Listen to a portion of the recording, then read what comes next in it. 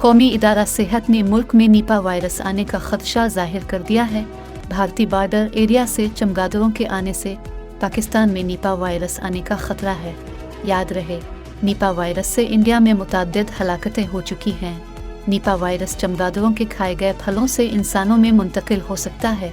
Nipah virus की अलामात इंसान में 5 से 14 दिन तक रह सकती हैं। सर दर्द, बुखार, सांस लेने में दुश्वारी, पट्ठों का दर्द, जी मतलाना निपा की अलामात हैं। अभी पाकिस्तान में निपा वायरस की कोई वैक्सीन मौजूद नहीं है। कौमी इदारा सेहत ने शहरियों को निपा वायरस से बचने के लिए ज़रूरी हिदायत जारी कर दी है। कौमी इदारा सेहत ने मुल्क में निपा वायरस आने का खदशा जाहिर कर दिया है। भारतीय बॉर्डर एरिया से चमगादड़ों के आने से पाकिस्तान में निपा वायरस आने का खतरा है। याद रहे, निपा वायरस से इंडिया में मुतअद्दिद हलाकतें हो चुकी हैं। निपा वायरस चमगादड़ों के खाए गए फलों से इंसानों में मुंतकिल हो सकता है। निपा वायरस की अलामात इंसान में 5 से 14 दिन तक रह सकती हैं। सर दर्द, बुखार, सांस लेने में दुश्वारी, पट्ठों का दर्द, जी मतलाना निपा की अलामात हैं।